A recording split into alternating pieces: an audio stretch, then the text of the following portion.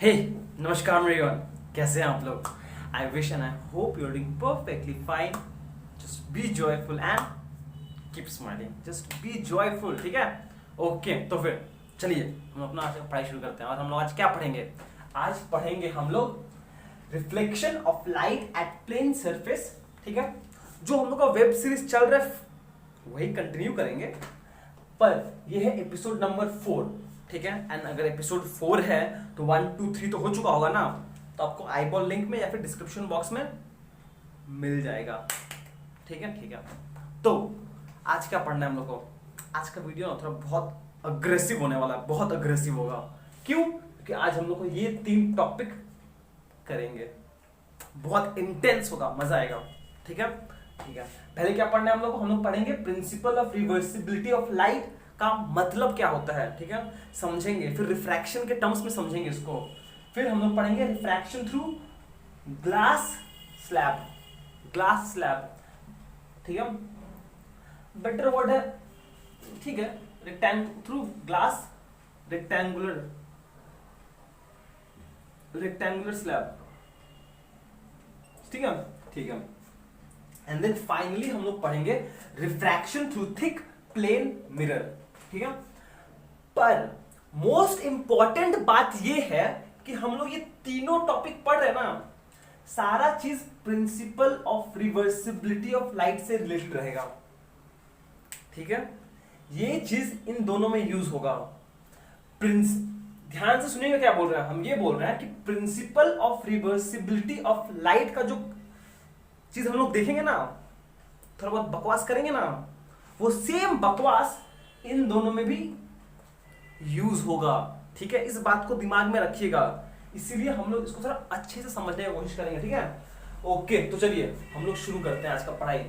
और रिकैपिचुलेशन के नाम पे तो कुछ नहीं करा रहे हैं हम, आपको पता ही क्या पढ़े हम लोग ने relative index, refractive index, relative refractive index and laws of refraction पढ़ चुके हैं। न्यूमेरिकल्स भी किए हैं लोग प्रीवियस एपिसोड में, ठीक है। ठीक है, ओके, तो चलिए हम लोग समझते हैं कि principal of reversibility of light क्या बोलता है। ध्यान सुनिएगा। Principal of reversibility of light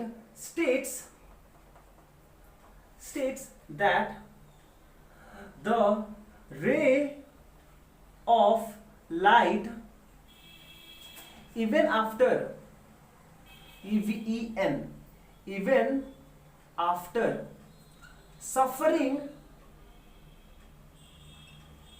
any number of reflection or refraction has its, आप भी साथ में लिखिए, has its path reversed, VERSED, reversed, then it will retrace the original path। ओ भैया कहाँ लिखे हो इतना बड़ा स्टेटमेंट? अच्छा लिखो, आप लिखो, मैं समझा रहा हूं, लिखो, ठीक है। ठीक है, मतलब ये बोला जा रहा है कि ऐसे समझते, डायग्राम बना के समझते हैं। मान लीजिए ये ओरिजिन, ये सोर्स था, ये पॉइंट सोर्स क्या था? पॉइंट सोर्स था, और यहां से रे ऑफ लाइट ऐसे गया, ढिचिक ढिचिक ढिचिक, भूम भिशुम भिशुम ढिशुम ढिशुम, ठीक है। एक भैया आप तो बोलते हो ray of light straight path में फॉलो करता है, फिर ये क्या ढिचुक ढिचुक बनाए हो? ये नहीं चलेगा। सुनो ना क्या बोल रहा हूं। ये एक रे ऑफ लाइट क्या ऐसे, और यहां पर मान लीजिए आप कि एक प्लेन मिरर रखा हुआ था, ठीक है। अब तो ठीक है ना, जैसे यहाँ पे लॉज ऑफ रिफ्लेक्शन वैलिड है। ये रे ऑफ लाइट ऐसे आया था और फिर ऐसे चला गया, ठीक है, फिर ऐसे गया, ठीक है। और मान लीजिए यहाँ पर हम चेंजेस कर रहे हैं, यहाँ पर एक मीडियम है, ये एक सरफेस है, नहीं ये मजा नहीं आएगा ऐसे करने में, ऐसे बनाते हैं। ये एक सरफेस है, ये रे ऑफ लाइट ऐसे आया और ये वापस ऐसे रिट्रेस कर गया अपना पाथ को, रिफ्रैक्शन हुआ, यहाँ पर रिफ्रैक्शन हुआ। ये दूसरा मीडियम था ऊपर, ये मीडियम 2 है नीचे। अरे कुछ भी हुआ पता नहीं, हुआ कुछ, ठीक है। तो ये ऐसे आया, यहाँ पे भी एक मिरर लगा दे रहा है ऐसे, ठीक है। तो फिर ये ऐसे आया रे ऑफ लाइट, फिर वापस ऐसे बेंड कर गया, फिर ऐसे गया, यहाँ पे एक मिरर लगा दो ऐसे, यहाँ पे गया, फिर से यहाँ पे एक दूसरा मीडियम बना दे रहा है, ऐसे ठीक लग रहा है। एक सरफेस है,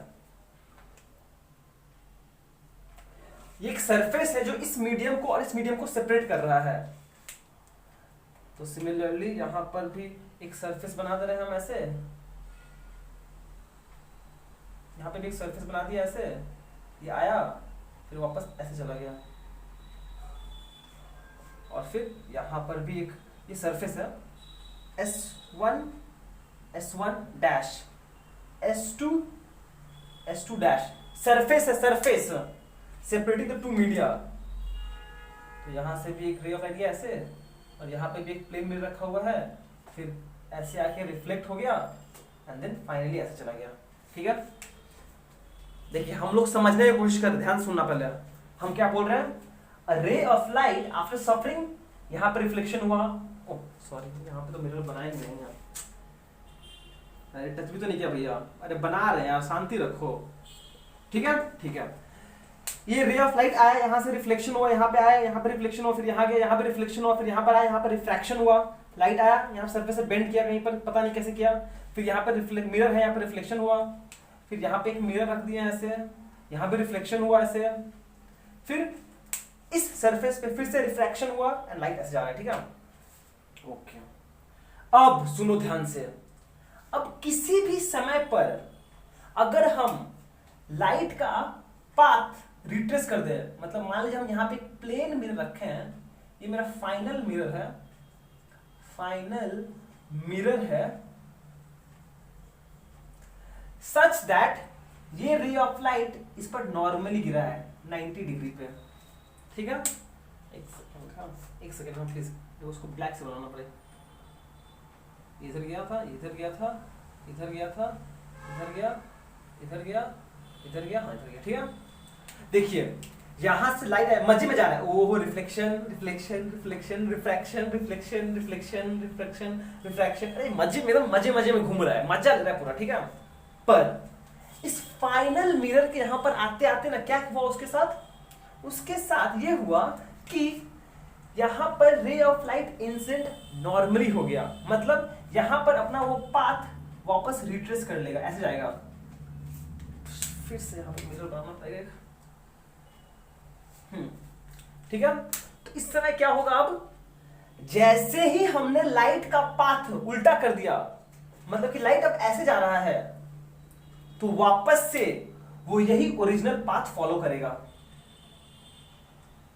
वापस से यही ओरिजिनल पाथ वो फॉलो करेगा एंड यहां पहुंच जाएगा फिर से। इसी को बोलते हैं principal of reversibility of light. ध्यान सुनिए, states that ray of light even after suffering any number of reflection or refraction, एक लाइट चाहे कितना भी रिफ्लेक्शन या फिर रिफ्रैक्शन सफर करे, हिंदी वाला सफर नहीं, सफर्स, अंडरगोज, ठीक है। तो उसके बाद अगर किसी भी समय पर यहां पर हमने क्या किया, उसका पाथ रिवर्स कर दिया, उसका पाथ को रिवर्स कर दिया, एग्जैक्टली रिवर्स कर दिया, उस केस में ये वापस अपने सोर्स तक पहुंच जाएगा, वही पाथ फॉलो करेगा जहां से वो, जिस पाथ से वो आया था। इसी को बोलते हैं principal of reversibility of light, ठीक है। ओके, तो चलो आप इसको प्लीज अच्छे से समझ के कॉपी करो इसको, ठीक है। एंड प्लीज ये सारे मिरर्स हैं और ये रिफ्रैक्टिंग सरफेस है, इधर एक मीडियम है, इधर एक मीडियम है, ये मीडियम 2 है, ये मीडियम 3 है, ठीक है। ये एक सरफेस है, ये एक सरफेस है सेपरेटिंग द टू मीडिया, ये भी एक सरफेस है separating the two media, medium to medium, कुछ हुआ रिफ्रैक्शन, ठीक है। ओके, चलो आप इसको अच्छे से प्लीज कॉपी कर लो और समझो इसको। ओके, तो चलिए अब हम लोग पढ़ने का कोशिश करेंगे principle of reversibility of light with respect to reflection, sorry refraction. इसका इंपॉर्टेंस क्या है? अगर आपको सिंपली बोलेगा कि principal of reversibility of light क्या है, तो जो हम लोग अभी पहले पढ़े थे वो है सिंपल प्लेन, मतलब वो है, ठीक है। पर अब हम लोग को समझना है कि प्रिंसिपल ऑफ रिवर्सिबिलिटी का लाइट का इंपॉर्टेंस क्या है इन फ्रेमवर्क ऑफ रिफ्रैक्शन। रिफ्रैक्शन के टर्म्स में हम क्या समझ सकते हैं, यहां से क्या इंफॉर्मेशन निकाल सकते हैं हम, ठीक है, वो चीज समझेंगे हम, ठीक है। ओके, सही है, कोई बात नहीं है, बहुत इजी चीज है, बस आप ध्यान से सुनिए, मेरे बकवास को बक बक बक बक बक को ध्यान सुना, ठीक है। चलो अच्छा, ध्यान सुनिएगा। मान लीजिए आपके पास ये यहां एक मीडियम है, सॉरी ये एक इंटरफेस है, क्या है, इंटरफेस या फिर सरफेस, बोलिए, कोई बोल दो, surface separating the two media, surface separating RATIN separating the two media, सही है, सही है। ये एक सरफेस है जिसको हम नाम चाहे दे दे रहे हैं S डैश, सही है, सही है। मान लीजिए ऊपर मीडियम 1 है जिसका रिफ्रैक्टिव इंडेक्स N1 है, एंड इसको हम डेंसर नाम दे दे रहे हैं। बस अज्यूम करना है, आप चाहो तो रेयर भी अज्यूम कर सकते हो, आंसर वही आएगा। एंड नीचे वाला मीडियम 2 है जिसका रिफ्रैक्टिव इंडेक्स N2 है, एंड इसको हम रेयर समझ रहे हैं, ठीक है, ठीक है। और ये एक इंटरफेस है, सरफेस, जो इस दो मीडियम को सेपरेट कर रहा है, ट्रांसपेरेंट मीडियम को, ठीक है, ठीक है, ये तो हम लोग समझ गए। अब यहां से एक, यहां पे सोर्स था और यहां से एक सिंगल रे ऑफ लाइट आया, ये वो मेरा इंसिडेंट लाइट इस पॉइंट में, ठीक है, ठीक है। तो नेक्स्ट मुझे अगर फ्यूचर पाथ बनाना है तो मुझे सबसे पहले नॉर्मल बनाना पड़ेगा, और नॉर्मल हम लोग तो डॉटेड लाइन से बनाएंगे, पर लाइंस बड़ा होगा, ठीक है, याद रखिएगा, हम लोग नॉर्मल्स डॉटेड लाइन से बनाएंगे पर बड़ा डॉटेड लाइंस होगा। ये नॉर्मल हो गया N डैश, ये N, और ये मेरा A है, तो AO इंसिडेंट रे है in the denser medium such that इसका एंगल ऑफ इंसिडेंस अज्यूम कर लेते हैं I है, ठीक है, ठीक है। इतना तो हम लोग को समझ में आया। एक सेकेंड ना, बंद कर दो इसको। अब देखिए, अब अगर ये मीडियम नहीं होता तो ये लाइट वाले भैया चुपचाप शांति से बिना किसी को कोई तकलीफ दिए हुए स्ट्रेट पाथ में अपना चले जाते हैं। ये होता इनका ओरिजिनल पाथ अगर ये मीडियम नहीं होता तो, ठीक है।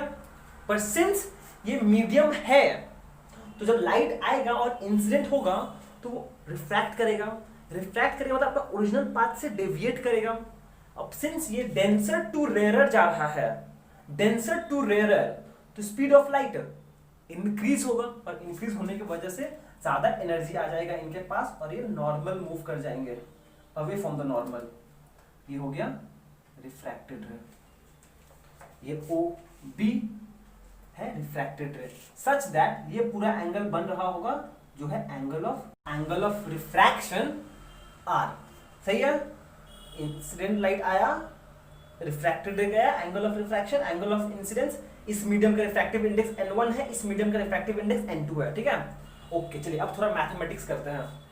केस 1 क्या बोल रहे हैं, when light travels from medium 1 to medium 2, from medium 1 to medium 2, सही है, परफेक्ट, एकदम सही है, ठीक है।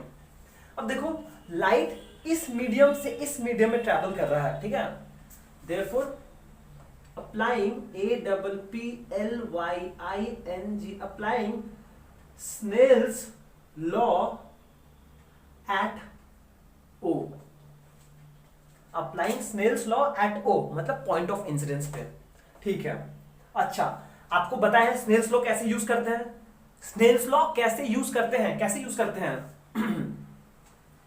लाइट इस मीडियम में है, इस मीडियम में जा रहा है, तो पहले इसका बात करते हैं, क्या हो जाएगा, इस मीडियम का रिफ्रैक्टिव इंडेक्स कितना है, into sine of the angle associated in this medium, कितना है, आई, इज इक्वल्स टू इस मीडियम जिसमें लाइट जा रहा है रिफ्रैक्टिव इंडेक्स कितना है, n2 इनटू, और sorry into sine of the angle associated in this medium, कितना है, एंगल r है।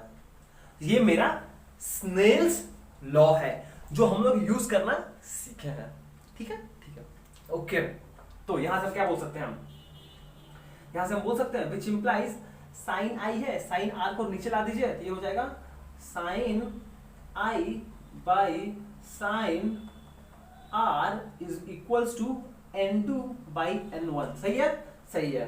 विच इंप्लाइज, क्या हम इसको लिख सकते हैं ऐसे, sine I by sine R is equals to, ये क्वांटिटी क्या है, refractive index of second medium by first medium, मतलब बोल सकते हैं ये एक्चुअली में है refractive index of the second medium with respect to first medium. ठीक है, हमने बस थोड़ा बहुत मैथमेटिक्स अप्लाई करके ये रिलेशन लाए हैं, समझ में कहां से आया है। ठीक है, ये इक्वेशन 1 मान लीजिए। ठीक है, ठीक है, ओके, ये हो गया। Next NEXT, next we place a mirror M dash such that the refracted ray is incident normally on the mirror M dash। देखिए भैया क्या बोल रहे हैं हम बोल रहे हैं, अब हम लोग थोड़ा समझदारी लगा रहे हैं, सिंस मुझे principal of reversibility of light use करना है ना, तो मुझे इस लाइट का पाथ को रिवर्स करना पड़ेगा। उसके लिए मेरे पास क्या ऑप्शन है, बेस्ट ऑप्शन एक ही है कि हम यहां पर एक मिरर रख दें इस मीडियम में, सच दैट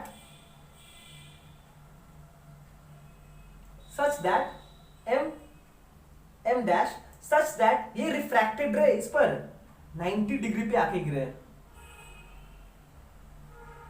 ठीक ठीक, तो इसके बाद होगा क्या, जैसे ही ये ray of light 90 degree mirror पे गिरेगा, मतलब ये अपना पाथ रिट्रेस कर लेगा फिर से, और जब ऐसे जाएगा तो principal of reversibility of light क्या बोलता है, अगर वो इस एंगल पे जा रहा है इस मीडियम में, तो वापस यही पाथ फॉलो करेगा, तो यही पाथ फॉलो करके वापस ए में चला जाएगा। क्या ये चीज क्लियर है, इनसे normal mirror, hence which implies the light will retrace the path, retrace the original path, retrace the original path। ये सही है, सही है। चलिए अब करते हैं केस 2 में, case 2 when light travels from medium 2 to medium 1। देखिए इनिशियली क्या हुआ कि लाइट आपका मीडियम 1 से मीडियम 2 पे आ रहा था, कोई प्रॉब्लम नहीं था वहां पर जैसे हमने यहां पर एक मिरर लगा दिया बाद में, तो लाइट वापस रिट्रेस कर लेगा, मतलब अब लाइट कहां से कहां जा रहा है, अब लाइट मीडियम 2 से मीडियम 1 में जा रहा है। सही है, सही है।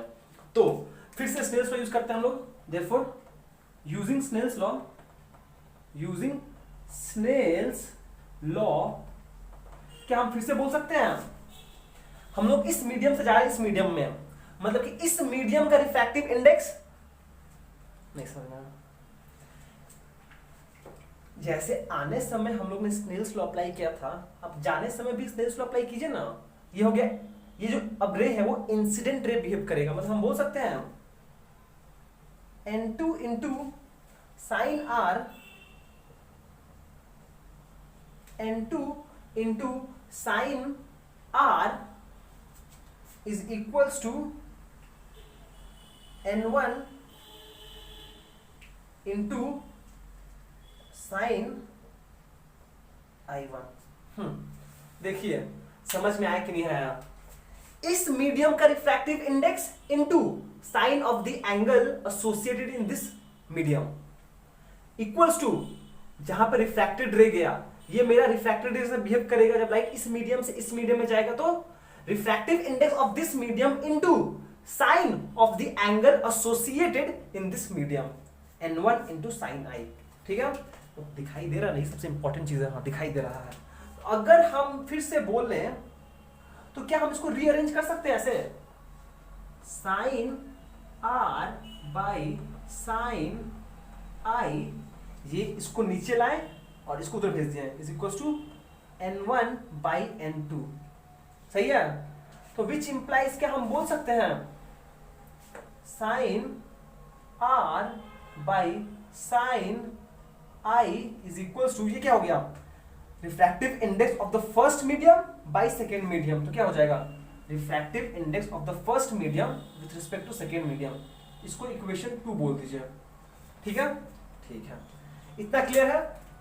अब और जगह नहीं है मेरे पास, क्या थोड़ा बहुत जगह है, चलिए सॉल्व कर देता हूं। देयरफॉर ये इक्वेशन 1 है, ये इक्वेशन 2 है, दोनों स्नेल्स लॉ यूज करके आया कब, जब लाइट यहां से यहां गया और लाइट यहां से यहां गया। Principal of reversibility of light use किया है यहां पे प्लेन मिरर लगा के। ठीक है, ठीक है, ओके। देयरफॉर अब ये इक्वेशन 1 ये इक्वेशन 2 को मल्टीप्लाई कर दीजिए, मल्टीप्लाइंग इक्वेशन 1 एंड 2, तो क्या हो जाएगा, राइट हैंड साइड से मल्टीप्लाई होगा, लेफ्ट हैंड साइड से मल्टीप्लाई होगा। सच में जगह है ना, हाँ है, हो जाएगा, ये हो जाएगा, बोल सकते हैं। देखो sine I by sine R है, यहां पर sine I by sine R into यहां पे क्या है, sine R by sine I।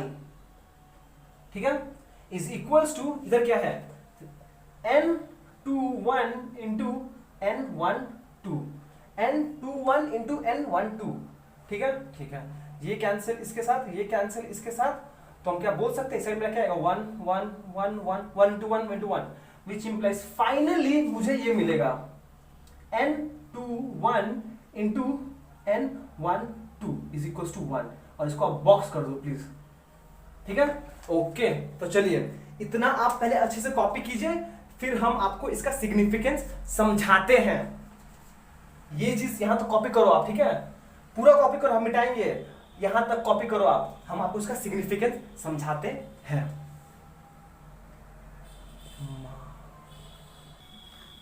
ठीक है, अब देखिए, अब हम लोग समझते हैं कि यहां पर मेरा ये जो रिलेशन हम लोग ने स्टैब्लिश किया, इसका इंपॉर्टेंस क्या है, हम बता दे रहे हैं आपको, हम लोग इंपॉर्टेंस ही पढ़ रहे हैं इसका।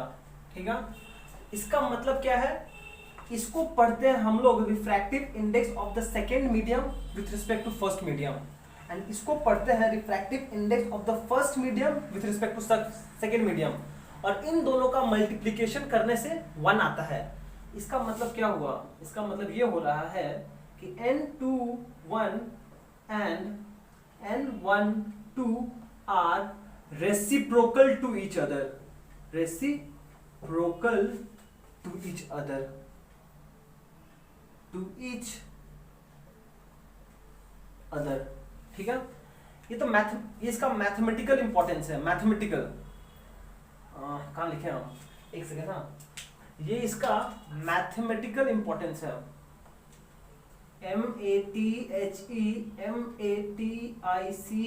MATHEMATICALLY, मैथमेटिकल इंपॉर्टेंस है। ठीक है, ओके, कि ये दोनों एक दूसरे का रेसिप्रोकल है। इसका मतलब ये हुआ कि अगर if refractive index of glass with respect to water, अगर G for glass, W for water, G for glass, W for water, if refractive index of glass with respect to water 9/8 है, which implies refractive index of water with respect to glass कितना होगा? अगर glass with respect to water 9/8 है, ये कितना होगा? इसका reciprocal मतलब ये होगा 1 by of glass with respect to water, मतलब 1/9/8, इसका रेसिप्रोकल लेंगे तो आ जाएगा 8/9। ये मतलब है कि दोनों एक दूसरे का रेसिप्रोकल है। एंड ये पहला केस पकड़ लो, if refractive index of glass with respect to air, मान लीजिए 3/2 है, विच इंप्लाइज, इसका मतलब ये हुआ कि refractive index of air with respect to glass ये हो जाएगा 1 बाई रिफ्रैक्टिव, सॉरी हम n सिंबल क्यों नहीं लिख रहे हैं, सॉरी, हाँ कुछ और सोच रहे थे क्या, n, हाँ सही है, ये हो जाएगा refractive index of glass with respect to air, मतलब 1/3/2 विच इज इक्वल टू 2/3। मतलब कि सिंपली यही हो रहा है कि दोनों एक दूसरे का रेसिप्रोकल है। अगर आपको refractive index of second medium with respect to first medium दिया हुआ है तो आप वहां से refractive index of first medium with respect to second medium easily निकाल सकते हैं। ये एग्जांपल देखिए समझाया हम आपको, ठीक है, पर आपको ध्यान देना पड़ेगा, ये सिर्फ मैथमेटिकल इंपॉर्टेंस है, इसका जियोमेट्रिकल इंपॉर्टेंस समझना बहुत जरूरी है, इसका जियोमेट्रिकल इंपॉर्टेंस आपको समझना पड़ेगा। नेक्स्ट है हम लोग को जियोमेट्रिकल इंपॉर्टेंस, ये मैथमेटिकल था, अब जियोमेट्रिकल समझते हैं। ध्यान दीजिएगा, ध्यान दीजिएगा, ये बोलता है कि अगर मेरे पास एक रे ऑफ लाइट आ रहा है मीडियम 1 से मीडियम 2 में, such that angle of incidence I है and angle of refraction R है, ठीक है। तो इस सिचुएशन में अगर मेरे पास एक और रे ऑफ लाइट है जो मीडियम 2 से मीडियम 1 में जा रहा है, such that angle of incidence कितना है, R है, तो उस केस में angle of refraction in the other medium I होगा। क्या बोले भैया, कुछ समझ में नहीं आया, अब एक समझने की कोशिश करो। यहाँ पे जगह है ना, हाँ जगह है। मान लीजिए ये एक सरफेस है, ये एक सरफेस है, ठीक है, ये एक रे ऑफ लाइट, जगह नहीं है, ये मीडियम 1 है, ये मीडियम 2 है, ये मीडियम 1 है, ये मीडियम 2 है। हम ये बोल रहे हैं कि अगर आपके पास ये एक रे ऑफ लाइट आया तो यहाँ पे एक रे ऑफ लाइट नहीं, यहाँ पे नहीं, यहाँ पे नहीं, यहाँ पे नहीं, एक रे ऑफ लाइट आया, ठीक है, सच दैट ये ऐसे बना दिए हम और देखा गया कि ये ऐसे बेंड किया, ठीक है, ये ऐसे आया, ऐसे चला गया। यहाँ पे मान लीजिए ये एंगल था 30 डिग्री, एंगल ऑफ इंसिडेंस था 30 डिग्री और ये एंगल ऑफ रिफ्रैक्शन था 60 डिग्री। मान लो भैया, दिखाई दे रहा ना, दिखाई दे रहा है, ठीक है। तो हम क्या बोल रहे हैं, हम ये बोल रहे हैं कि मान लीजिए मीडियम 1 से मीडियम 2 में एक रे ऑफ लाइट गया, सच दैट उसका एंगल ऑफ इंसिडेंस 30 डिग्री था and angle of refraction 60 degree था, ठीक है, ठीक है। अब ये बोला जा रहा है कि अगर ऐसा सेम सिचुएशन अराइज हो ताकि मीडियम 2 से मीडियम 1 में एक रे गया, सच दैट अगर हम नॉर्मल बनाते हैं तो देख रहे हैं कि ये जो एंगल है ना, एंगल ऑफ इंसिडेंस, वो 60 डिग्री है। कितना है, 60 डिग्री है। तो उस मीडियम 2 में 60 डिग्री है, तो मीडियम 1 में एंगल ऑफ रिफ्रैक्शन कितना होगा, ये बोलता है principal of reversibility of light. वो कितना होगा, वो होगा कितना है, यहाँ पर 30 डिग्री है तो यहाँ पे 30 डिग्री ही रहेगा, यहाँ भी 30, जो एंगल है रिफ्रैक्शन वो 30 डिग्री ही रहेगा। देखिए ये चीज आपको समझ में आएगा, ये इंपॉर्टेंट है कि फिर से बोल रहे, ध्यान समझने की कोशिश कीजिएगा। हम लोग principal of reversibility of light पढ़ रहे हैं ना, इसका मतलब क्या हुआ कि अगर एक लाइट मीडियम 1 से मीडियम 2 में जा रहा है, such that angle of incidence 30 degree है and angle of refraction in the medium to 60 degree है, ठीक है, ये हम लोग को पता है। तो क्या होगा अगर फिर से लाइट मेरा मीडियम 2 से मीडियम 1 में जाए, such that angle of incidence कितना है 60 डिग्री है, तो उस केस में angle of refraction in the medium 1 कितना होगा, जहां जहां जितना इतना यहां था 30 डिग्री, तो यहां भी 30 डिग्री। इस पर जोर डालिएगा, ठीक है। तो यहाँ पे principal of reversibility of light हम लोग का कंप्लीट होता है, ठीक है। ओके, चलो आप अच्छे से कॉपी कर लो और इस पॉइंट को आप नोट करके ना अपने लैंग्वेज में लिखो प्लीज। इस पॉइंट को आप नोट करके जो हम बोले हैं उसको आप अपने लैंग्वेज में लिखना प्लीज, अपने लैंग्वेज में खुद से कुछ लिखना, तो आपको प्लीज अच्छे से याद आएगा, प्लीज खुद से आप लिखना, ठीक है। चलो तो चलिए नेक्स्ट हम लोग पढ़ने वाले हैं refraction through rectangular glass slab PQRS। PQRS, ओहो इसको आर देना चाहिए था क्योंकि हम लोग को हमेशा साइक्लिक ऑर्डर में मूव करना पड़ेगा। PQRS, ठीक है, ठीक है। और यहाँ पे समय का एडवांटेज लेते हुए, सॉरी रिकॉर्डिंग का एडवांटेज लेते हुए हमने ये ग्लास स्लैब पहले से बना के रखा है ताकि सुंदर लगे, पहले से तो रफ बनाएंगे तो अच्छा नहीं लगेगा, ठीक है। ओके, हम लोग क्या पढ़ना है, हम लोग को पढ़ना है refraction through a rectangular glass slab, ठीक है। रेक्टेंगुलर ग्लास स्लैब का फायदा क्या है कि मेरा ये जो सरफेस है ना, ये दोनों जो फ्लैट्स, अच्छा सबसे पहला बात, ऊपर एक मीडियम है, एक मीडियम 1 है जिसको हम एयर अज्यूम कर ले रहे हैं, ये हम लोग अज्यूम कर रहे हैं। ये एक ग्लास मीडियम है, ये क्या है, ये एक मीडियम 2 है ना, क्या है ऑब्वियसली ग्लास है, एंड फिर से नीचे एक और मीडियम है, मीडियम 1 फिर से जो है मेरा एयर। क्या क्लियर है ना, ठीक है ना। मतलब ये एक सरफेस PQ एक सरफेस है एंड SR एक सरफेस है। Here PQ and SR two plane and parallel surfaces, plane and parallel, PARALLEL, parallel surfaces। PQ and SR are two parallel surfaces। Parallel क्यों, क्योंकि सिंस रेक्टेंगल है, rectangle में होता ही है, ये लाइन और ये लाइन पैरेलल होगा ही, रेक्टेंगल का प्रॉपर्टी है, ठीक है। Two plane parallel surface separating the two media air and glass, and among which glass is the denser, DENSER, with respect to air। air तो रेयर होगा ना, ये तो रेयर होगा ना, ग्लास के कंपैरिजन में एयर तो रेयर ही है, ठीक है।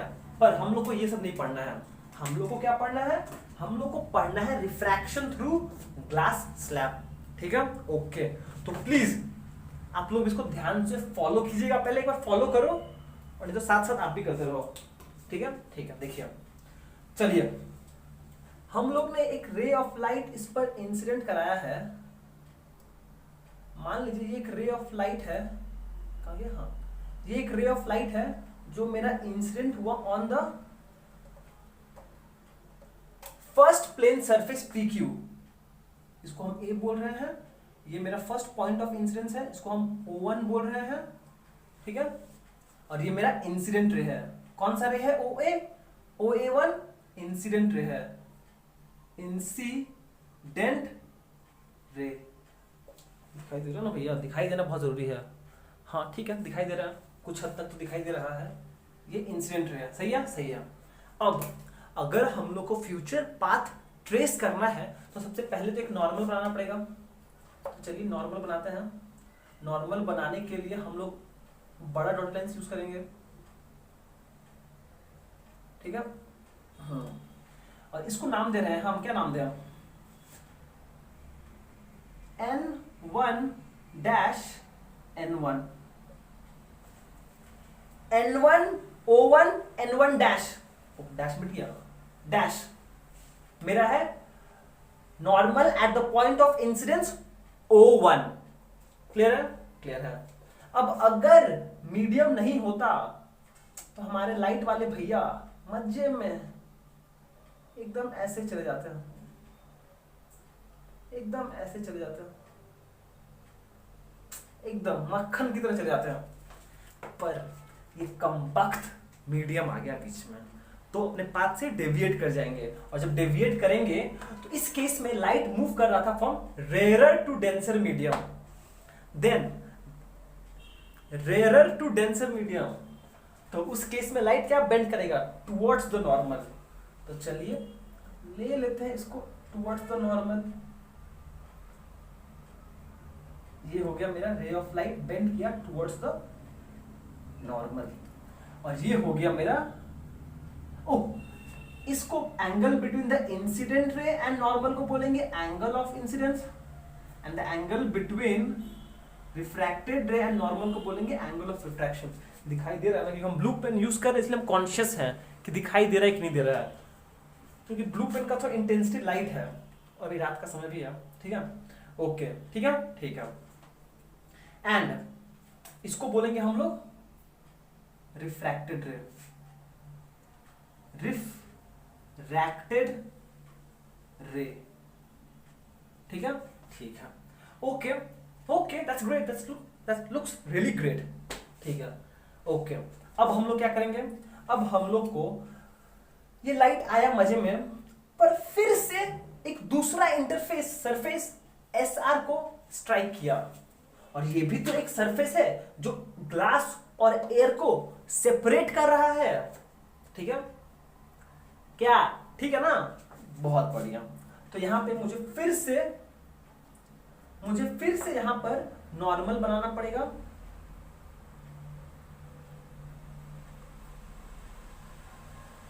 ठीक है, ठीक है।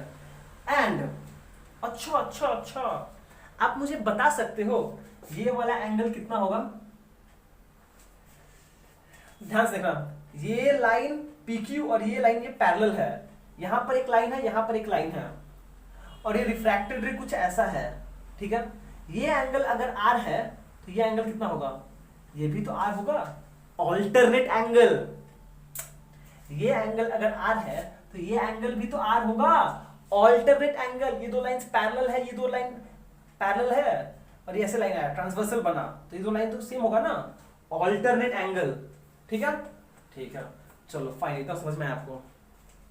ठीक है, तो इस केस में अगर लाइट आता तो सीधा ऐसे जाता ऐसे चुपचाप। ठीक है, बट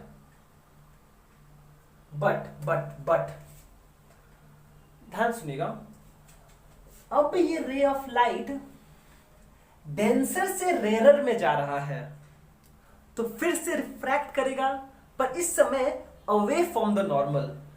कहां?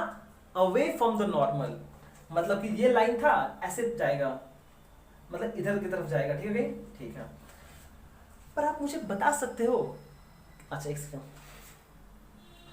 इसको हम थोड़ा ऐसे बेंड करा देते हैं, ये मेरा रिफ्रैक्शन की तरफ जाएगा, तो ये लीजिए, ये गया मेरा, ऐसा कुछ बनेगा, ये मेरा होगा रिफ्रैक्टेड रे, और ये एक रे बनेगा सच, इसको हम बोलते हैं इमर्जेंट रे, इमर्जेंट रे। ठीक है, और इस एंगल को बोलते हैं हम लोग E, angle of emergence, E, angle of emergence, I, angle of incidence, R, angle of refraction, angle of emergence, angle of incidence, angle of refraction. लिख ही देते भैया, I है एंगल ऑफ इंसिडेंस, R है angle of refraction, and finally E है angle of emergence. ठीक है, okay. Blue pen का बहुत काम हो गया, ब्लैक पेन पे आते हैं वापस हम। ठीक है, क्लियर है? अब नोटिस कीजिए, कि ध्यान सुनिएगा, जब लाइट मीडियम 1 से मीडियम 2 में गया तो एंगल ऑफ इंसिडेंस था I, ठीक है, एंड जब मीडियम 2 में आया तो एंगल ऑफ रिफ्रैक्शन था R, ठीक ठीक। पर जब लाइट मीडियम 2 से मीडियम 1 में जा रहा है, वापस वही चीज, मीडियम 2 से मीडियम 1 में जा रहा है, एंड मीडियम 2 में एंगल ऑफ इंसिडेंस कितना है R, मीडियम 2 में एंगल ऑफ इंसिडेंस कितना है R, तो angle of refraction in the medium 2 कितना हुआ E। पर क्या हम बोल सकते हैं this E must be equals to I? Principle of reversibility of light, जब लाइट इस मीडियम से इस मीडियम में आया, इसका एंगल ऑफ इंसिडेंस I था तो R बना एंगल इन मीडियम 2, पर जब मीडियम 2 में एंगल R था तो वापस जब मीडियम 1 में एंगल कितना बनेगा I। देयरफॉर हम बोल सकते हैं now, therefore from principal of reversibility of light E is actually equals to I, ठीक है, which implies, इसका मतलब क्या हुआ, अब ध्यान सुनिएगा, इसका मतलब क्या हुआ, ये एक लाइट यहां से आया, ये एक लाइट यहां से आया, दोनों का एंगल सेम है, मतलब ओके हम दिखा दे रहे हैं आपको, एक्सप्लिसिटली दिखा दे रहे हैं, अगर आप ये इंसिडेंट रे को आगे प्रोड्यूस करोगे ना, अगर आप ये इंसिडेंट रे को आगे प्रोड्यूस करो, ये इंसिडेंट रे को हम आगे प्रोड्यूस कर रहे हैं, देखिए ये इंसिडेंट रे है प्रोड्यूस्ड फॉरवर्ड, ये है डायरेक्शन ऑफ इंसिडेंट रे, ये क्या है डायरेक्शन ऑफ इंसिडेंट रे, ठीक है, एंड ये है इमर्जेंट रे, तो ये एंगल और ये एंगल सेम है, इसका मतलब ये हुआ कि the incident ray and emergent ray are parallel to each other, ये दोनों रे पैरेलल होगा, ठीक है, कैसे समझ सकते हो आप, देखो ना ये एंगल और ये एंगल सेम है, मतलब वर्टिकली ऑपोजिट एंगल, मतलब दोनों लाइन पैरेलल है, which implies the incident, the direction of incident ray, the direction of incident ray and the direction of emergent ray are parallel to each other, parallel to each other, क्या मतलब parallel to each other but are separated by some distance,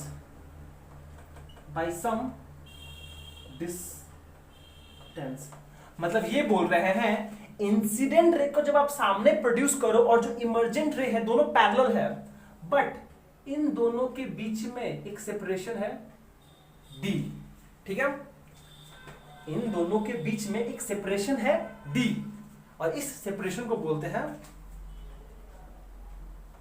the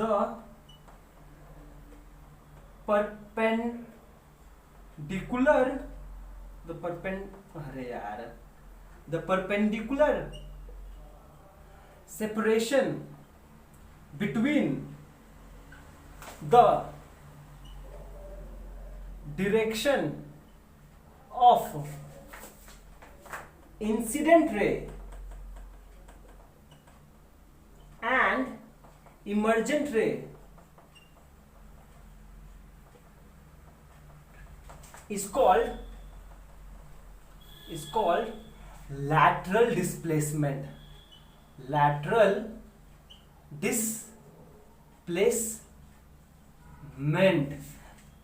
small D. ये दिखाई दे रहा ना, तो मेहनत से लिखो, दिखाई देगा तो मज़ा नहीं आएगा। इस ब्लू पेन से नहीं लिखना चाहिए था, ठीक है, बट एनीवेज चलिए अब लिख दिया तो लिख दिया है, ठीक है। तो फाइनली ये है आपका refraction through a rectangular glass slab. Thank you so much, I hope you enjoyed the presentation, ठीक है, ठीक है, ओके। तो फाइनली समझ में आपको, ये दोनों लाइन पैरेलल होगा, दोनों के बीच में एक डिस्टेंस है जिसको बोलते हैं लैटरल डिस्प्लेसमेंट डी, ठीक है, ओके। चलो इतना आप कॉपी कर लो अच्छे से, हम लोग नेक्स्ट, अच्छा ठीक है, इतना कॉपी कर लो, हम लोग नेक्स्ट फेज में मूव करते हैं अभी। चलिए देखिए, यहाँ पे हम लोग ने बाकी सब मिटा दिया है, बस डायग्राम सेम रखा है, ठीक है, ओके। तो हम लोग क्या लास्टली ऑब्जर्व किए थे, लैटरल डिस्प्लेसमेंट, ये दोनों जो सेपरेशन है उसको लैटरल डिस्प्लेसमेंट डी बोलते हैं, ठीक है। तो फाइनली देखो, अगर आपको क्वेश्चन में क्या पूछ सकते हैं, बोल सकता है कि ये रे डायग्राम बनाओ, आपको ये रे डायग्राम बनाना पड़ेगा, या फिर पूछ सकता है factors on which lateral displacement depends, किस किस फैक्टर्स पर लैटरल डिस्प्लेसमेंट डिपेंड करता है, मतलब कि जो डी का वैल्यू है कब ज्यादा होगा कब कम होगा, ठीक है, ओके। मुझे डिफाइन करते हैं। नंबर 1, पहली बात तो डिपेंड करता है refractive index of the glass slab, refractive index of glass. क्यों? क्योंकि ध्यान सुनो ना, ग्लास का रिफ्रैक्टिव इंडेक्स जितना ज्यादा होगा रिफ्रैक्शन उतना होगा, मतलब बेंडिंग उतना ज्यादा होगा, और जितना ज्यादा बेंडिंग होगा सेपरेशन उतना ज्यादा होगा। समझ में आया? रिफ्रैक्टिव इंडेक्स जितना ज्यादा होगा बेंडिंग उतना ज्यादा होगा, और बेंडिंग उतना ज्यादा होगा तो सेपरेशन ज्यादा होगा। क्या डिपेंड करता है? More the value of N G, more the value of Ng, more will be lateral displacement क्या D है ना, D, more will be D and vice versa, vice versa मतलब कि less the value of N of G, less will be the value of D, ठीक है, ठीक है, समझ में आया इतना हम लोग को। चलो बढ़िया। नेक्स्ट डिपेंड करता है एंगल ऑफ इंसिडेंस पे, angle of incidence, angle of INCIDENC, incidence I, ठीक है। नोटिस कीजिए, एंगल ऑफ इंसिडेंस जितना ज्यादा होगा एंगल ऑफ रिफ्रैक्शन उतना कम होगा, ठीक है। एंगल ऑफ इंसिडेंस जितना ज्यादा होगा एंगल ऑफ रिफ्रैक्शन उतना कम होगा। अच्छा एक सेकेंड सोचो तो देखो, ठीक है, सही बोल रहे, सही बोल रहा, हाँ सही बोल रहा, ठीक है। एंगल ऑफ इंसिडेंस पे डिपेंड करे, कैसे? As the value of I, मतलब angle of incidence increases, CREAS increases, more will be the value of lateral displacement D and vice versa, ठीक है, ठीक है। Next number third point depend करता है width of the glass slab, glass slab का width कितना है, अगर इतना बड़ा है इतना हुआ, अगर मान लीजिए इतना ही होता, कैसे बताएं हम, अगर रिफ्रैक्शन सिर्फ इतना ही होता, ठीक है, तो क्या होता, इतना सेपरेशन है तो इंसिडेंट रे एंड इमर्जेंट रे के बीच में इतना ही सेपरेशन होता बस। इसका मतलब depends on the width of the glass slab, WIDTH, width of the glass slab, ठीक है। more the width, more is the lateral displacement, more the width, more the value of lateral displacement and vice versa, सही है सही है। And एक और factor पे depend करता है जिसको बोलते हैं हम लोग कलर ऑफ लाइट, मतलब wavelength of light, wavelength of light, ठीक है ठीक है। और इस पे कैसे डिपेंड करता है, देखो ये बात तो आपको पता है ना कि wavelength of light and refractive index क्या है, इनवर्सली प्रोपोर्शनल है। जैसे जैसे वेवलेंथ बढ़ेगा रिफ्रैक्टिव इंडेक्स कम होगा, मतलब रिफ्रैक्टिव इंडेक्स अगर कम होगा तो लैटरल डिस्प्लेसमेंट भी कम हो जाएगा, ठीक है। तो फिर एज लैम्डा मतलब wavelength of light increases, CREASES increases, ध्यान सुनिएगा, एज लैम्डा कहाँ लिखा है, लिखता है एज लैम्डा इंक्रीजेस, ठीक है। तो रिफ्रैक्टिव इंडेक्स, हम ऐसे क्यों लिखा refractive index bar bar, refractive index of the glass decreases. अगर रिफ्रैक्टिव इंडेक्स ग्लास डिक्रीज कर रहा है मतलब बेंडिंग कम होगा, मतलब लैटरल डिस्प्लेसमेंट भी कम होगा, मतलब as lambda increases the value of D decreases, the value of D decreases and vice versa, I know थोड़ा ज्यादा लंबा हो गया पर ठीक है, पहले एक बार पढ़ना है, अच्छे से समझ के पढ़ो इसको, ठीक है। और अगर ध्यान सुन लो, अगर वेवलेंथ कम हो रहा है तो रिफ्रैक्टिव इंडेक्स बढ़ेगा, अब अगर रिफ्रैक्टिव इंडेक्स बढ़ेगा मतलब डेविएशन बढ़ेगा, मतलब बेंडिंग बढ़ेगा, मतलब डिस्प्लेसमेंट बढ़ेगा, ठीक है ठीक है। चलिए इतना हम लोग समझ में आ गया कि 4 फैक्टर्स पे डिपेंड करता है, refractive index of the glass, angle of incidence, width of the glass, ये तीनों फैक्टर्स पे अगर बढ़ेगा तो डिस्प्लेसमेंट भी बढ़ेगा। पर एक और फैक्टर पे डिपेंड करता है जिसको हम लोग बोलते हैं वेवलेंथ ऑफ लाइट, एंड इसका वेवलेंथ कम होता है, ठीक है ठीक है ठीक है। चलिए इसी पर बेस्ड एक छोटा सा क्वेश्चन करते हैं हम लोग। तो चलिए ये क्वेश्चन सॉल्व करते हैं हम लोग। क्वेश्चन क्या बोला है, सिंपल सा क्वेश्चन है, बोला है figure shows refraction of light through glass slab. क्या दिखा रहा है, refraction of light through a glass slab, ठीक है ठीक है। Which of the following 2 cases is for red and violet light. Question ये है कि आपको यहां पर 2 केस दिया हुआ है, ए एंड बी, दोनों में रे डायग्राम बनाया हुआ है, ठीक है ठीक है।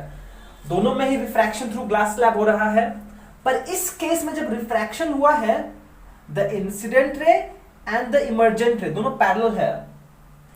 इस केस में भी इंसिडेंट रे एंड इमर्जेंट रे दोनों पैरेलल है, पर इस केस में लैटरल डिस्प्लेसमेंट 2 सेंटीमीटर है, इस केस में लैटरल डिस्प्लेसमेंट 4 सेंटीमीटर है।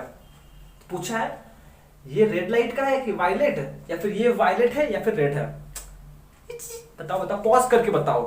अगर आपने ध्यान से लैटरल डिस्प्लेसमेंट वाला फैक्टर्स सुना होगा, 4th वाला पॉइंट, तो आपको बताना चाहिए, ठीक है। पॉज करके अपना आंसर गेस करो इसका, ठीक है ओके। हम इसका आंसर बता रहे हैं, ठीक है चलो। ओ हम तो पॉज नहीं करेंगे, अरे कर लो। देखिए सॉल्यूशन, अच्छा for red and violet light आपको याद है वेवलेंथ कितना होता है, lambda for red which is equal to lambda R, कितना होता है, अराउंड 8000 एंगस्ट्रॉम के आसपास होता है, 8000 एंगस्ट्रॉम के आसपास होता है। एंड लैम्डा फॉर वायलेट कितना होता है, लैम्डा फॉर वी वो होता है अराउंड 4000 एंगस्ट्रॉम के आसपास एग्जैक्ट नहीं पता पर आसपास होता है, ठीक है ओके। तो यहां पे लैम्डा आर क्या है, lambda for red is greater than lambda for violet, सही है। पर एक सेकंड पॉज कर लो भैया मेरे को, नहीं तो फिर मुश्किल हो जाएगा।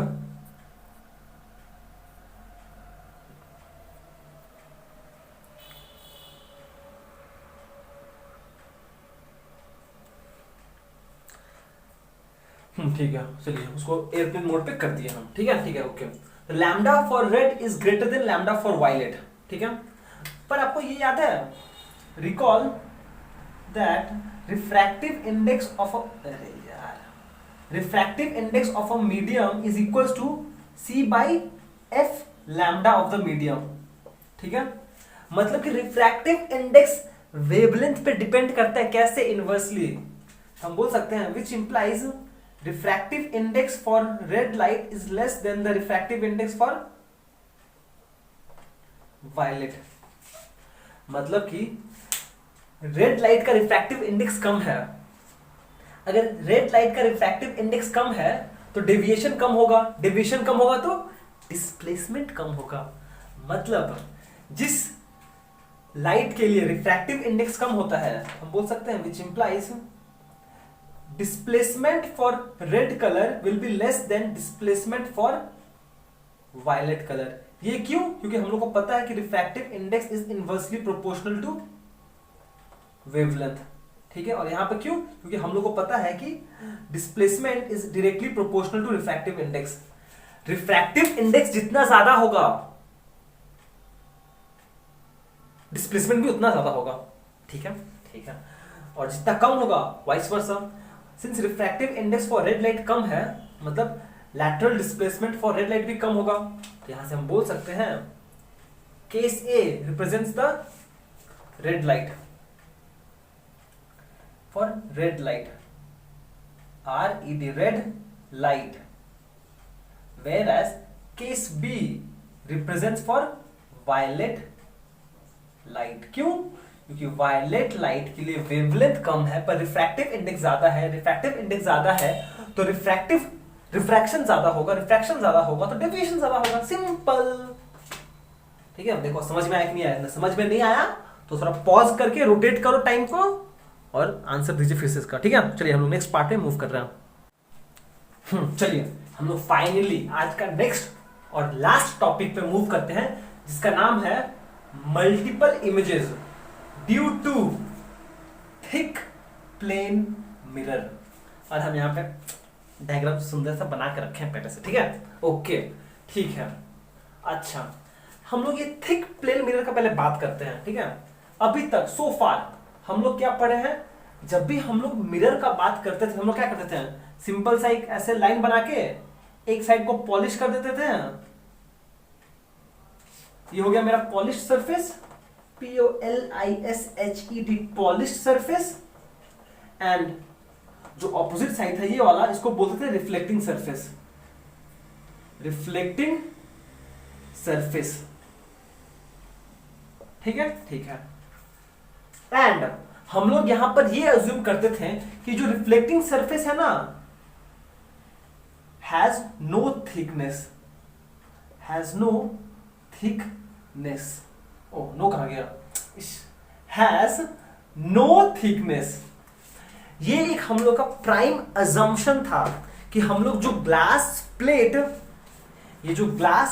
हम लोग लेके मिरर बनाते हैं और एक साइड पॉलिश कर देते थे, इस ग्लास प्लेट का कोई मोटापा नहीं था, कोई थिकनेस नहीं था। कैसे समझाया हम? जैसे कि ये एक बुक है, इस बुक का ये थिकनेस है। ठीक है, पर इस बुक के मुकाबले में अगर हम ये स्केल लें, इस स्केल का कोई थिकनेस है? नहीं है। इसका कोई थिकनेस नहीं है, पर इसका एक थिकनेस है, मोटापा है यहां पर। तो हम लोग अभी तक जितना भी प्लेन मिरर पढ़ रहे थे, हम लोग ने बस अज्यूम किया था कि उसका कोई थिकनेस नहीं है। ठीक है, बट फाइनली हम लोग थिक मिरर का केस में पहुंच गए, जहां पर ये जो रिफ्लेक्टिंग सरफेस है ऊपर वाला, उसका एक फाइनाइट थिकनेस है। अब आप इसको इग्नोर नहीं कर सकते हो, इसको अकाउंट में लेना ही पड़ेगा। ठीक है, ये चीज समझ में आया कि थिक प्लेन मिरर का क्या बात कर रहे हैं हम लोग? ठीक है, बहुत बढ़िया। ओके, इसको बैठा दो। तो हम लोग थिक प्लेन मिरर क्या होता है वो समझ गए, सही है। तो अब हम लोग इसका अच्छा हेडिंग क्या है? Multiple images due to thick plane mirror. मतलब कि अच्छा पहले ऑब्जर्वेशन लिखते हैं ऑब्जर्वेशन क्या है? OBSERVATION। और फिर इस ऑब्जर्वेशन को हम लोग ट्राई करेंगे एक्सप्लेन करने के लिए, ठीक है। ऑब्जर्वेशन क्या है? ये बोलता है कि व्हेन एन ऑब्जेक्ट इज, एक सेकंड, रिकॉर्ड हो रहा है ना? हाँ, रिकॉर्ड हो रहा है। When an object is placed in front of a thick plane mirror, then when an object is placed in front of a thick plane mirror, then a multiple images of that object is formed, ठीक है। and among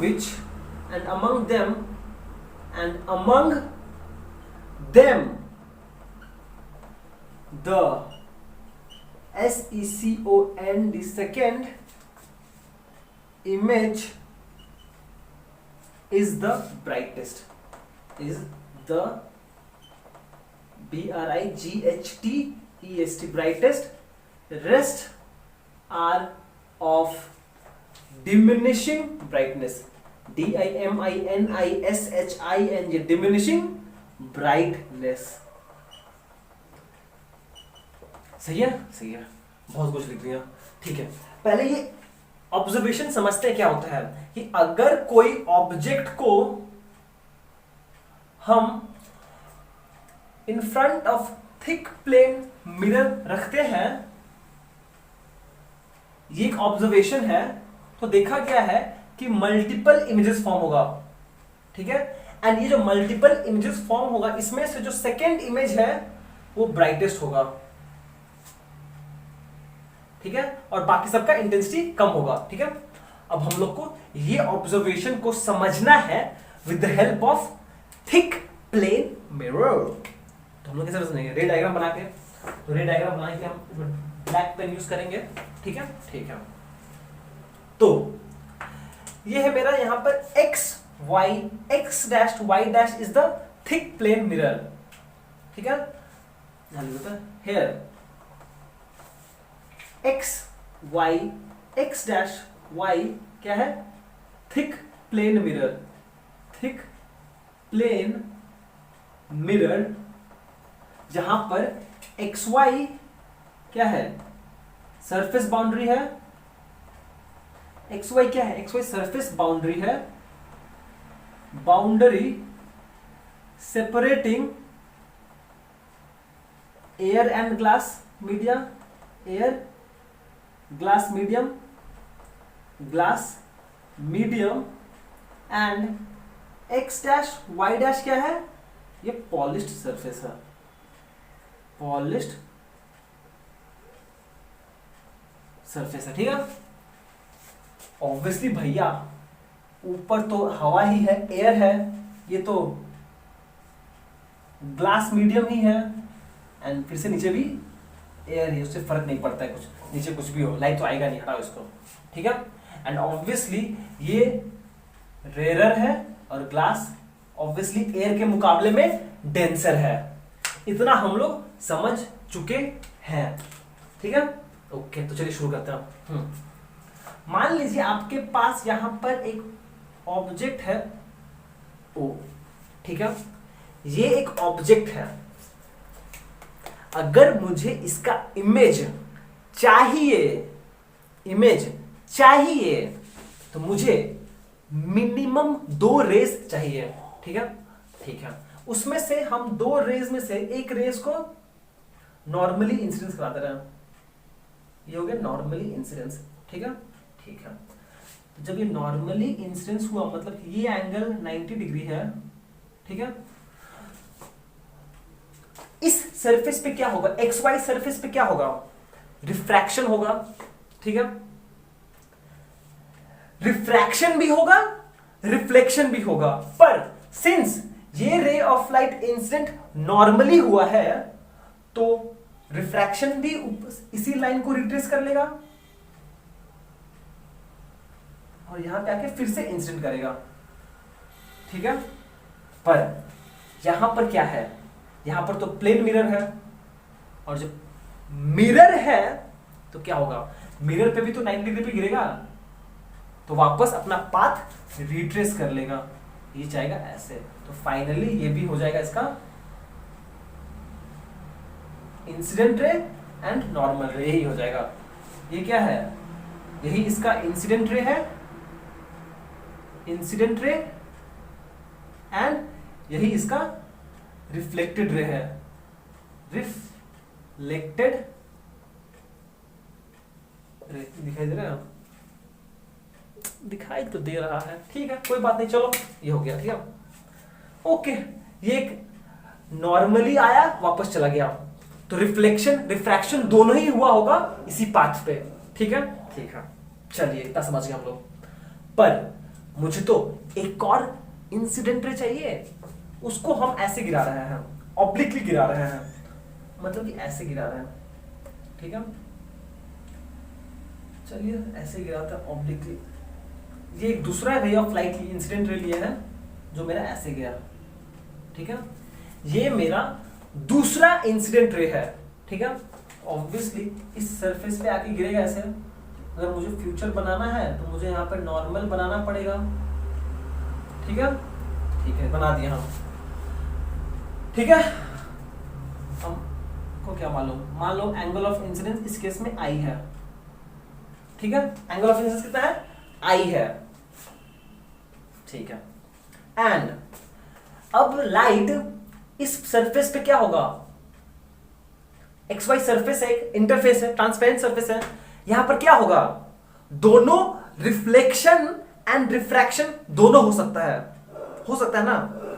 तो हम लोग यहां पर अच्छा लिखते हैं, बाद में करेंगे, रिफ्लेक्शन भी कंसिडर करेंगे हम लोग, ठीक, पर बाद में करेंगे, ठीक है ओके। अब रे ऑफ लाइट रेयरर से डेंसर मीडियम में जा रहा है। जब रे ऑफ लाइट रेयरर से डेंसर मीडियम में जा रहा है, जो ग्लास है, तो क्या करेगा, अपना बेंड करेगा टुवर्ड्स द नॉर्मल। हम इसको बना दे रहे हैं टुवर्ड्स द नॉर्मल ऐसे। अब देखिए समझ में आया कि नहीं आया। और ये एंगल ऑफ रिफ्रैक्शन हम आर बोल रहे हैं, ये एंगल को एंगल ऑफ रिफ्रैक्शन, सही है सही है। तो फिर ये मेरा दूसरा एक रे आ गया, ठीक है। अरे ये इंसिडेंट रे आया तो रिफ्रैक्शन होगा ना, टुवर्ड्स द नॉर्मल बेंड करेगा, तो हम बस इसको बेंड करा दिए और ये मेरा रिफ्रैक्टेड रे है, ठीक है ठीक है ओके। अब थोड़ा ध्यान दीजिएगा। अब ये फिर से अब इस ये पॉलिश्ड सरफेस को स्ट्राइक किया है, मतलब ये तो मिरर है, तो यहां पे कोई रिफ्रैक्शन होगा नहीं होगा, क्या होगा, सिंपली रिफ्लेक्शन होगा। पर ध्यान दीजिएगा, यहां पे अगर हम नॉर्मल बनाते हैं, यहां पे अगर हम ये नॉर्मल बनाते हैं तो ये एंगल कितना होगा, प्लीज बता पाओगे, ये एंगल अगर ये नॉर्मल बनाया जाए तो ये एंगल कितना होगा, ये एंगल कितना होगा भैया, फिर भूल गए। ये दो लाइन पैरेलल है, ये दोनों नॉर्मल है, ऐसे एक लाइन दिया है, ये एंगल अगर आर है, ये एंगल कितना होगा, ये भी तो आर होगा, ऑल्टरनेट एंगल, एंगल कितना होगा, ये भी तो आर होगा, ठीक है। एंड सिंस ये यहां पर रिफ्लेक्शन होगा तो एंगल ऑफ रिफ्लेक्शन भी कितना होगा, सेम होगा। और वो कितना होगा, एंगल ऑफ रिफ्लेक्शन, ये भी आर होगा, ये भी आर होगा, ठीक है। अब फिर से यहां पर ये आर बनाइए, ये एंगल भी आर है। अब ध्यान दीजिएगा, अब फिर से यहां पे एक नॉर्मल बनाओ, देखिए प्लीज हाँ थोड़ा पेशेंस रखिए, हो जाएगा, कोई बहुत बड़ा बात नहीं है। तो ये एंगल कितना होगा, फिर से वही चीज, ये दो लाइन पैरेलल है, ये एंगल सेम होगा, ऑल्टरनेट एंगल, ये आर। बहुत अनटाइडी हो गया क्या, नहीं ठीक है।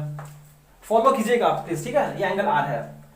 अब जब लाइट इस मीडियम से इस मीडियम में जा रहा है तो फिर से दो पॉसिबिलिटी है इसके पास, दो पॉसिबिलिटी है। एक तो ये हो सकता है कि लाइट अच्छा रिफ्रैक्ट कर जाए। अब देखिए ये जा रहा है इस मीडियम से इस मीडियम में, एंगल ऑफ इंसिडेंस कितना है, आर है, तो एंगल ऑफ रिफ्रैक्शन कितना होगा, कितना होगा, वो होगा डेंसर से रेयर में जा रहा है, it will bend away from the normal. तो अवे फ्रॉम द नॉर्मल कुछ ऐसा होगा, सच दैट ये एंगल कितना होगा बता पाओगे आप, कितना होगा, ध्यान सुनिएगा। जब लाइट इस मीडियम से इस मीडियम में आया तो एंगल ऑफ इंसिडेंस, इस मीडियम में एंगल कितना था, आई था, और इस मीडियम में एंगल आर था, ठीक है। एंड जब लाइट इस मीडियम से इस मीडियम में जाए एंगल कितना है, आर है, तो इस मीडियम में एंगल कितना होगा, एंगल आई होगा। समझ में आया, ठीक है। ये एक पॉसिबिलिटी है, ये एक पॉसिबिलिटी है, ठीक है, ठीक है। बट यहां पर ये रिफ्लेक्शन रिफ्रैक्शन होने के साथ साथ रिफ्लेक्शन भी तो हो सकता है ना। तो यहां पर क्या होगा, हम अब रफ बनाएंगे, यहां से लेयर ऐसे आएगा, ठीक है। और सिंस ये एंगल आर है और यहाँ पे अगर हम ये नॉर्मल बनाए ऐसे तो ये एंगल भी आर होगा, ऑल्टर्नेट एंगल, ठीक है। अब सिंस ये प्लेन मिरर है तो ये एंगल भी सेम होगा, ऐसे जाएगा, ये एंगल भी आर होगा। अब सिंस अगर हम यहाँ पे नॉर्मल बनाए तो ये एंगल भी आर होगा। पर अब देखो फिर से ये मीडियम में एंगल आर है तो वो कितना हो जाएगा, इस मीडियम में भी एंगल आई होगा, मतलब ऐसे जाएगा और ये एंगल आई होगा, ठीक है। और ये करते करते सेम प्रोसेस फिर से रिपीट होगा, फिर से ऐसे आएगा, फिर से ऐसे जाएगा एंड फिर से ऐसे जाएगा, ऐसे कुछ जाएगा, ठीक है, ठीक है, ठीक है, ठीक है। तो एक और बात, जब ये पहला इंसिडेंट रे था यहां पर रिफ्रैक्शन हुआ तो सेम तो रिफ्लेक्शन भी तो हो सकता था, ऐसे ये एंगल आई से, ठीक है, ठीक है ना। हमने जब, प्लीज ध्यान सुनिएगा हम क्या बोल रहे हैं, पहले हमने एक ray of light incident normally किया, ठीक है, तो देखा गया कि मेरा नॉर्मली इंसिडेंट अपना पाथ रिट्रेस कर लेगा, ऐसे चला गया, ठीक है।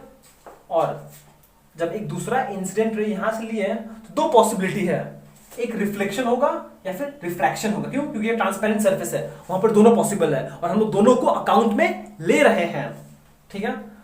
तो ये हुआ, और इस पर जब ये रिफ्रैक्शन होकर नीचे आया तो वापस रिफ्लेक्ट करेगा और इस पॉइंट पे फिर से रिफ्लेक्शन भी होगा, रिफ्रैक्शन भी होगा, फिर यहां पे आया, यहां पे सिर्फ रिफ्लेक्शन होगा, फिर इस पॉइंट पे फिर से रिफ्रैक्शन होगा, रिफ्लेक्शन होगा एंड सेम चीज रिपीट होगा, ठीक है। तो फिर अब आपको इमेज चाहिए, इमेज बनाने क्या करना पड़ेगा आपको, सिंपली इस ये रे ऐसे गया, ये रे ऐसे गया, ये रे ऐसे गया, ये रे ऐसे गया, डाइवर्जिंग है।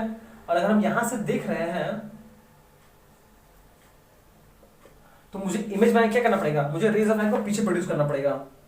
तो इसको हम ऐसे पीछे प्रोड्यूस किया, ठीक है।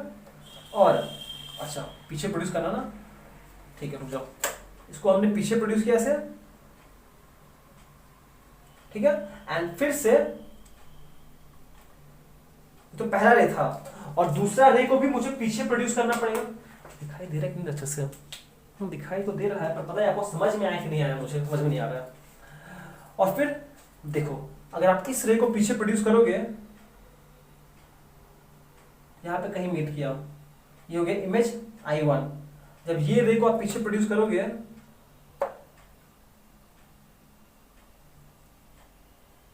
तो यहां पे कहीं मीट करेगा, ये हो गया I2। जब ये को पीछे प्रोड्यूस करोगे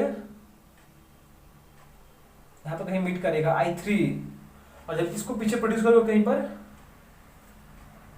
यहां पे कहीं मीट करेगा I4।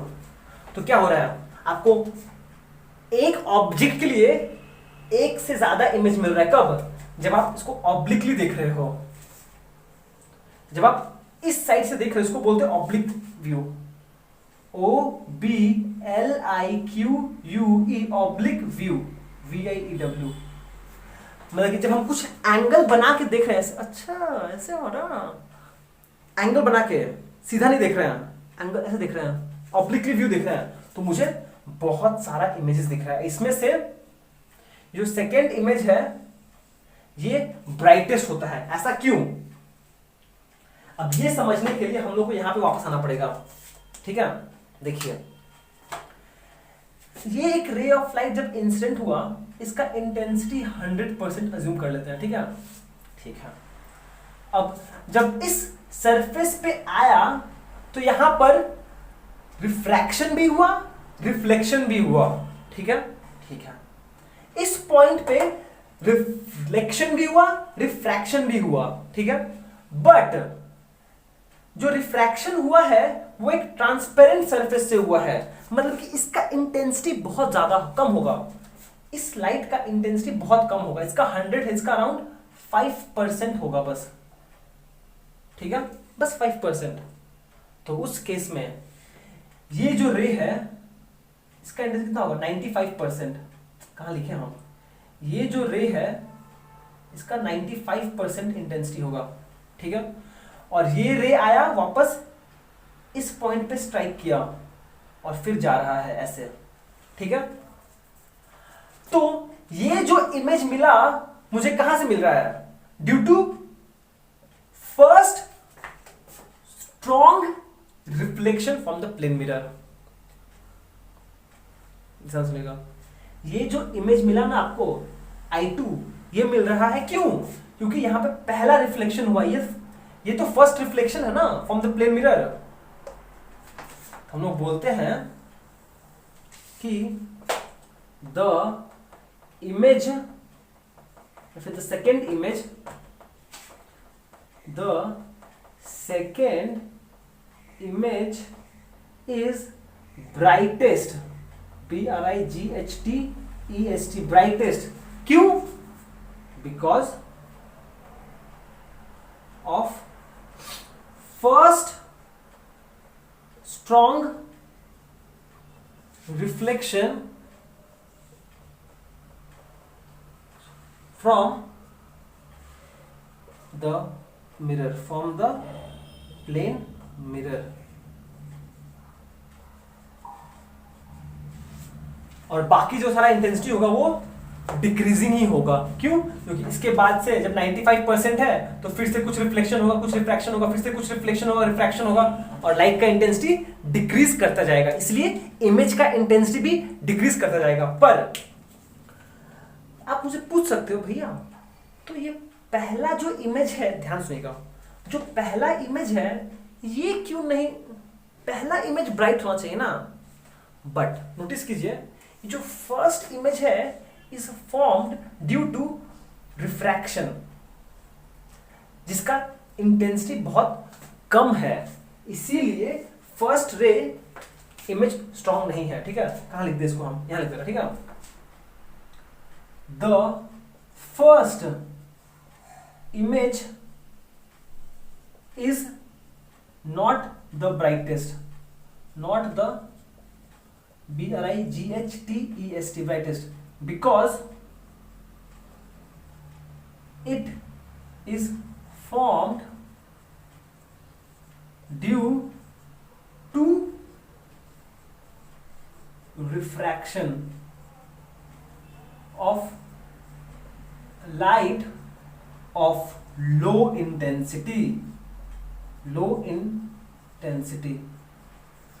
पर जो सेकेंड इमेज है वो फॉर्म हुआ है ड्यू टू प्योर रिफ्लेक्शन, और रिफ्लेक्शन में इंटेंसिटी ज्यादा है लाइट का, इसीलिए फर्स्ट सेकेंड इमेज ब्राइटेस्ट है, ठीक है। दिखाई दे रहा है अच्छे से? ए राम, कितना मेसी दिखाई दे रहा है। अब मुझे पता नहीं आपको समझ में भी आया कि नहीं आया। देखो यार, बहुत अच्छे से समझाई, ट्राई किया, ठीक है। अगर आपको समझ में कहीं नहीं आया है ना, तो आप, समय आपके हाथ में है, समय को थोड़ा पीछे ले जाइए, थोड़ा सा पीछे जाइए और फिर इसको फिर से एक बार देखो। आई एम श्योर आपको समझ में आ जाएगा, आई एम श्योर, 100% श्योर है, आपको समझ में आ ही जाएगा, ठीक है। तो हम लोगों ने आज 3 चीज पढ़ा है। क्या पढ़ा है? Principal of reversibility of light, और वही चीज हर जगह यूज किया, यहां पे यूज किए हैं। ध्यान दीजिएगा कि जब एंगल ऑफ इंसिडेंस आई है, जब एंगल ऑफ इंसिडेंस आई है और इस केस में एंगल ऑफ रिफ्रैक्शन आर है सेकेंड मीडियम में, तो जब सेकेंड मीडियम से फर्स्ट मीडियम में जा रहा है एंड सेकेंड मीडियम में एंगल ऑफ इंसिडेंस आर है, तो फर्स्ट मीडियम में एंगल ऑफ रिफ्रैक्शन कितना होगा, आई आई आई, इसलिए सारा रेस पैरेलल है, यहां भी यूज किया है। एंड जब रिफ्रैक्शन थ्रू ग्लास ब्लॉक पढ़ रहे थे, वहां भी हम लोगों ने principal of reversibility of light use किया था, ठीक है ना, क्योंकि जो इमर्जेंट लाइट है और इंसिडेंट लाइट है दोनों पैरेलल होगा, ठीक है। एंड लैटरल डिस्प्लेसमेंट के बारे में पढ़ा थोड़ा बहुत, ठीक है। आजकल वीडियो ना थोड़ा बहुत बहुत कुछ ज्यादा हो गया शायद मेरे को लग रहा है, पर ठीक है, कोई बात नहीं है। आपको अच्छे से देखो, आराम से पेशेंस के साथ, सब्र के साथ, सब्र करो, धीरे धीरे करो, हो जाएगा, ठीक है। थोड़ा स्लोली करके देखो, मजा आएगा, ठीक है।